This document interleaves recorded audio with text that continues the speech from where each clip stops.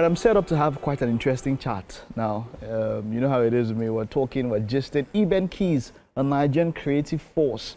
I know this thing with creative people. Now, he's a poet, a musician, an actor, a filmmaker. He's using art to inspire empathy and purpose. Eben Keys, is there anyone I missed while I was reeling out your... you know, your what you do? Is there anyone I missed? Music producer. Music producer, okay. Human. And humor. Yeah. Okay, that's quite interesting. All right, great to have you, Eben Keys. You are welcome. You know, having all of this here, they didn't just all come at once, or you didn't discover all of them at once. No. There was probably a journey. Yes. It started with something. Which started this journey? Okay, so I started off as a rapper, actually. Whoa. Yeah, back in poly, when I was in poly. Okay, so I was just trying to do something and, you know, identify with something. So I tried writing, you know, some lines and rap lines. Okay. And then I did like a performance at my school fellowship then, CFI. Okay. And yeah, it came out very well. So I became known for being a rapper. For being a just from rapper? there. Yeah, it was a small school, so Okay. it wasn't really hard to like go around. To go around and just get everybody to know you Yeah. and all of that. Yeah, so I became known as a rapper in school. I know. So yeah, that's how I started off. And then from rap, there was now poetry. And that's where a number of people talk about the differences and similarities. Because for me, I feel like there's a lot of similarities between rap and poetry, as yes. it were. Let's talk about it. What are those things that are similar? Because I know there's a concept of rhyming. If you're being a poet, you have to make sure that the things you are talking go in line to ensure that everything comes as though you're going to a 9. And then after that, don't mind my impromptu. I'm trying to rhyme. Yeah, but yeah, you know, let's talk about it. What are those similarities and differences? How does one differentiate between rap and poetry? All right. So there's a thin line between rap and poetry. Okay. And so the similarities would include the elements of, you know, your writing and your performance. So when you're writing poetry, or whether you're writing poetry or you're writing rap, you have to make use of figures of speech. You have to make use of elements of poetry. You have to use things like metaphors, you know, hyperboles, similes, rhyming. You know, each of these tools just have a way of enhancing whatever it is you're doing. Wonderful. So the difference, what necessarily would differentiate both is the mode of delivery. So, the mode of delivery, yeah. Okay. So for a rapper, you deliver your lines in bars and on a beat. Okay. But if you take out the beat and just read the lines, you have a poem. And but I know I've also seen spoken word where now there's that soundtrack behind. You're trying to evoke some sort of an emotion from the crowd. And you know, I'd love to listen to a spoken word piece and have something, if it's well planned. So if you went to a producer and you put together that something, it could do much more than just hearing my voice on it, you know, on exactly. its own. Yes. So that's what I was talking about when I said mode of delivery. Mode of delivery. So yeah, when you're doing a spoken word piece and you're performing on a stage. And there's the soundtrack. It's becoming music or rap or something. Most times you add a soundtrack, so it will guide the, you know, music has a way of triggering emotion. Exactly. So when you have that, you can guide your audience to go towards a certain direction that you want them to go.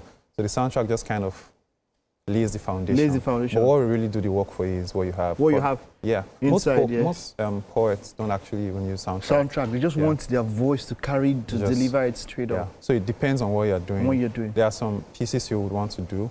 You may most necessarily not need a soundtrack. Yeah, but some of them you need a soundtrack, depending on the emotions and what you're trying to pass across. Yeah. Now talking about soundtrack, being you're also a music producer, was it out of necessity? You know, because some people said, okay, I got into music production because maybe nobody could give me what I wanted, and then I said, okay, let me find a way and do it. Or some say, okay, maybe it was too expensive or something. How did it come into line for you? Was it out of necessity, or you know, something that you just thought you could do? Let's just say I've always been an oversabi. I like that. Yeah. Okay. So when I was in children's session in my church, I started learning how to play the piano. Okay. Yeah. So I was in the choir as well. So I've always just had this interest when it comes to music generally. Yeah. So I was also I was in the band. So they took me away from children's session early to go to the main church so I could be playing the piano. Learned how to play the drums to an extent. It wasn't so great, but good enough. Yeah, so when I was done with poly, I wanted to learn work. You know, but I've always figured that I'm not cut out for, you know, some certain things that do not stimulate my mind or my brain and all. So yeah. So when I thought about it, I was like, okay, why don't I just learn how to produce music? I just had this natural inclination to tilt towards that direction. And then I had a friend.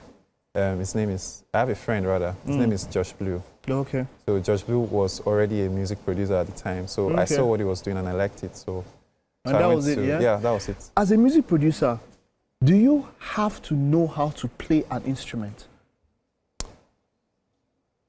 Okay, not necessarily. So how would you produce if you don't know how to play an instrument? Yeah, so production is quite, so there are things called loops and, you know, stems these days. So you can actually just produce a beat by just using sampling loops and all of those things, and you can have a full beat. But the truth of the matter is, if you want to have an edge and actually get into that very creative space when it comes to production, you should know how to play an instrument. Yeah, like if for added advantage, knowing how to play the piano really helps. The keyboard really, and knowing how to play the guitar as well. Is that like the framework of so production? Because that keyboard, you know, if you go into a studio and there's no keyboard, it's still not a studio. So the piano is like it's like the center of every other musical instrument, because okay, as a producer, if you're working in a studio, you use something called a MIDI controller. Okay. It's basically a piano. Okay, right? Okay, yeah. But sent electronically to You know the funny thing here, sometime in early 2000s and all of that, I and my friends, so the three of us, that's when there was a Fruity Loop craze. No, then it was still Fruity Loops. I think it was Fruity Loops 2 or 3.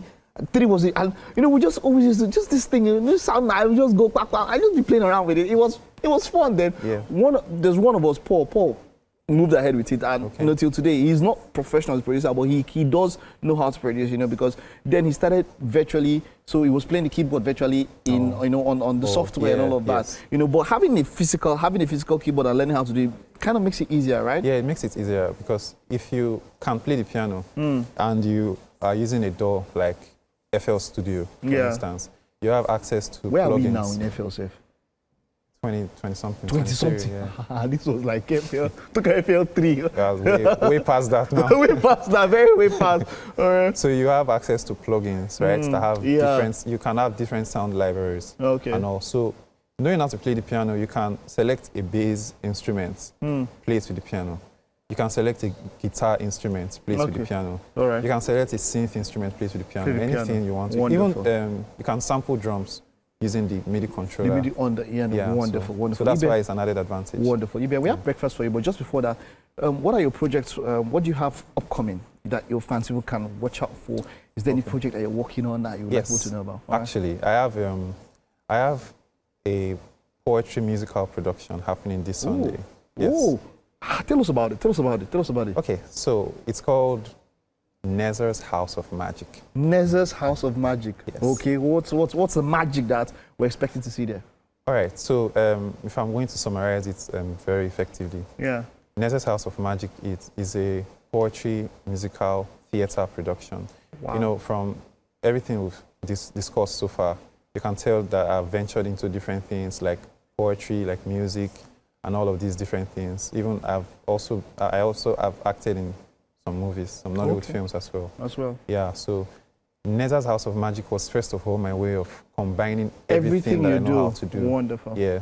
So it's a pioneering project. It's the first of its kind. Okay. Right? So it's a fusion of poetry, music, and theater happening all at once at stage. Okay. And all of these things are just a framework to pass across a very transformational message that sells a story of resilience and self-induced change. I like that. Yes. I like that. Well, let's head to the kitchen. We'll talk more about how people who want to be a part of it, how they can be a part of it. But let's head over to the kitchen and we'll wrap up on that one. All right.